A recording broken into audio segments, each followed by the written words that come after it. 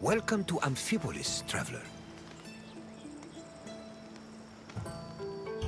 The Battle of Amphipolis was surely an interesting one. One might even call it anticlimactic. But that does not mean it wasn't important in the greater scheme of the Peloponnesian War. The city of Amphipolis was the site of one of the more unique battles of the Peloponnesian War. Two generals, the Athenian Cleon and the Spartan Brasidas, fought for this land in an effort to control the resources it provided. In the end, though, neither got what they wanted. Look for me when you finish your visit, and we can speak of what you've learned.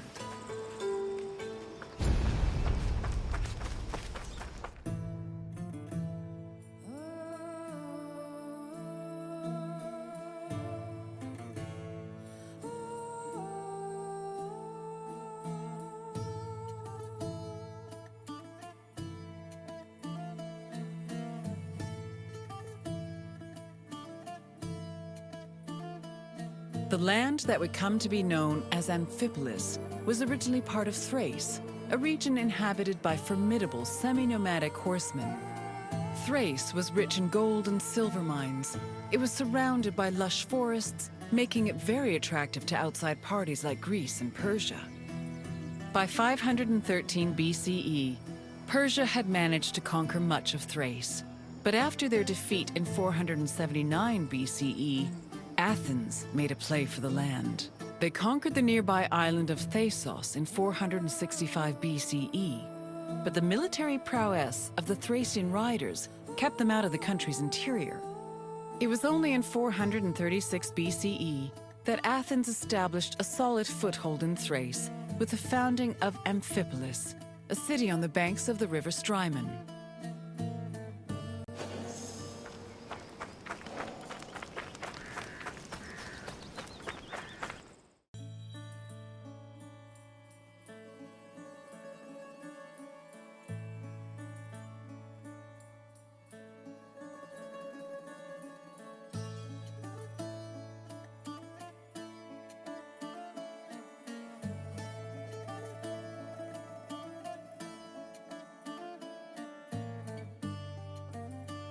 During the Peloponnesian War, the Spartan general Brasidas sought a way to subvert Athenian power across the Greek world. He set his sights on capturing the coast of Thrace, hoping to seize the resources the area provided. Brasidas knew that many of the Greeks living in Thrace hated the greed and brutality of their Athenian neighbors and decided to take advantage of the situation. He set off on an expedition to Amphipolis, accompanied by 1,000 hoplites and 700 helots, and arrived before the city in the winter of 424 BCE. At Amphipolis's ramparts, Brasidas announced that he preferred to take the city peacefully and promised to allow safe passage to any inhabitants who wished to leave, in addition to sparing those who wanted to cooperate. This proposal was well received by the city's residents, and he was able to capture Amphipolis without striking a single blow.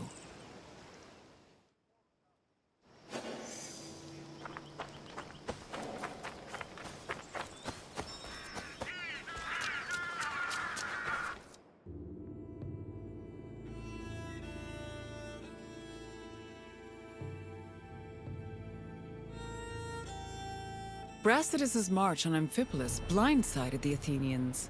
By the time they heard the news and dispatched the general Thucydides to defend Amphipolis, Brasidas had already rallied several nearby cities to help him defend the region from Athens' so-called tyranny.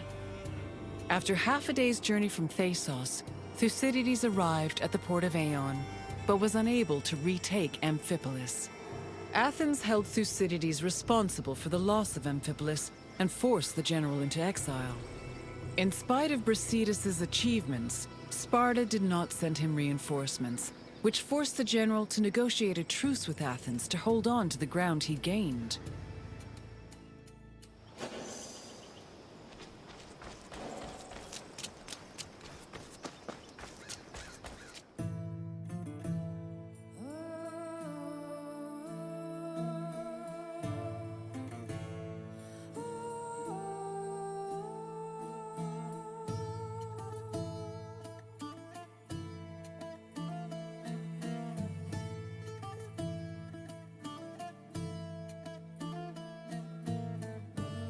The matter of how to deal with Amphipolis divided Athens. The politician Nicias, as well as the city of Sparta, hoped that peace could be negotiated.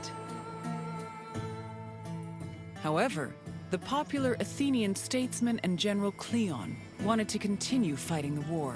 Indecision continued until 422 BCE, when Cleon was elected as one of Athens' strategists.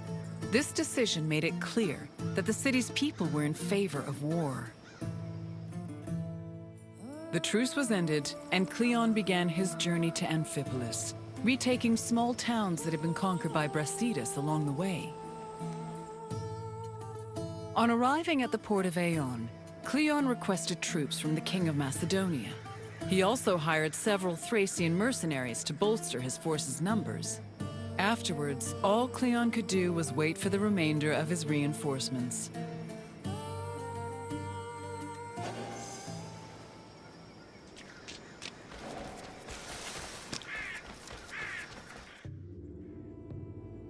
While defeated, the Athenian forces began to resent Cleon's hesitation to attack. They saw him as soft and incompetent, especially compared to their opponent, Brasidas. Sensing the tension, Cleon decided to act without waiting for reinforcements to arrive. He set out from the port of Aeon to observe Amphipolis, setting up a camp on a nearby hill. To Cleon's surprise, Amphipolis appeared to be completely unprotected, with no guards stationed at the city's gates and ramparts. However, the city's lack of protection was only an illusion. So, upon seeing this, Cleon regretted that he did not bring wooden towers, which would have allowed him to easily recapture the city.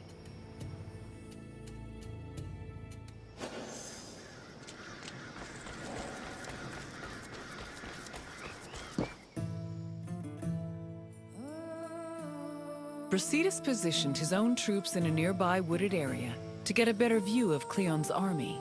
When the Athenians began moving to set up camp, Brasidas returned to Amphipolis. He believed his army was less well-trained than the Athenians and decided to rely instead on cunning tactics and Cleon's inexperience as a military leader. Brasidas organized a two-prong attack. He would personally lead a small raid, then one of his lieutenants would follow up with a second attack shortly after, disorienting the enemy. He had barely finished formulating his plan when he saw Cleon's army pack up and retreat back towards the coast. The cowardly display made Brasidas realize that perhaps victory would be easier than he thought.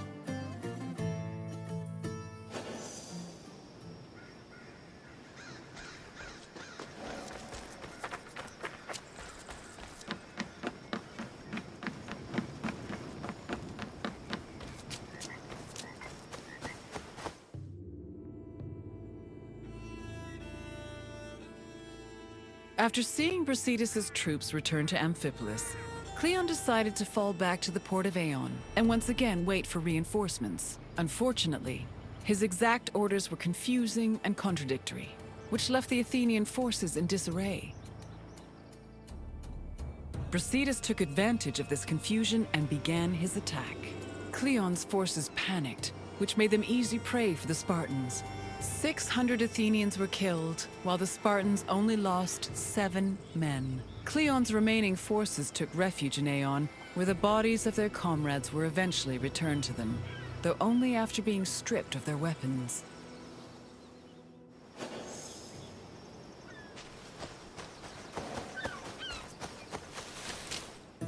During the pitched battle between the Spartans and the Athenians, both Brasidas and Cleon were killed. The reports of their respective deaths reflect how they were perceived as military leaders. We know almost nothing about Cleon's death, other than that he was killed by a Thracian soldier. Brasidas, meanwhile, survived long enough to be taken back to Amphipolis, where he was informed of his victory.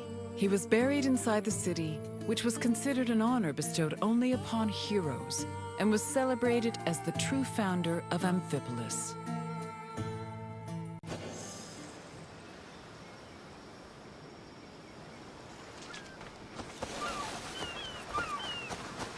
The Battle of Amphipolis temporarily put an end to the hostilities between Athens and Sparta.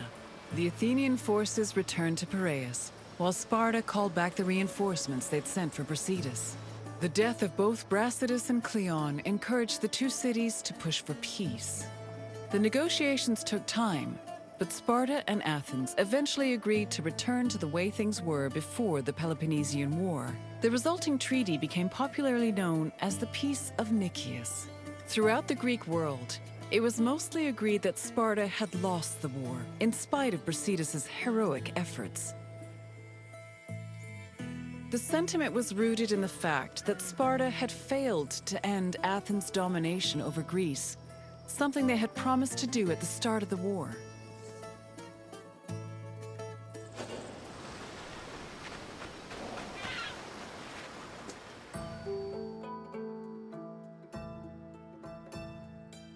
I see you're done with your tour.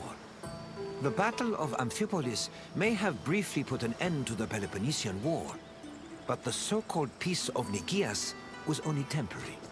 It would not be long before Sparta and Athens came to blows once again. Now, is there something else you'd like to do?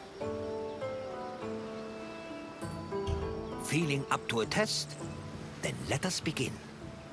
Which Athenian politician wanted to negotiate peace with Sparta?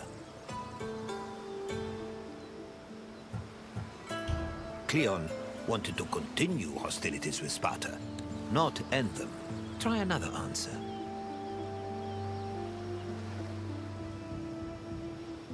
Pericles died in the early days of the war. Try again. Correct. Nicias wanted to build on the truce that was negotiated after Brasidas captured Amphipolis. Now for the second question.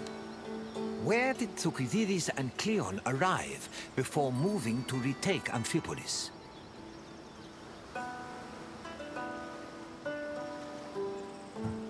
No. Piraeus was closer to Athens. Keep trying. Yes. Ion is where both Thucydides and Cleon's forces arrived before trying to retake the city. I have one last question for you. Amphipolis was located in which region? Amphipolis was not located in Argolis. Try another answer. Yes, Amphipolis was located in Thrace. It seems there's nothing I can ask that you cannot answer. Congratulations, traveler. Your eagerness for more knowledge is admirable. Follow me, traveler.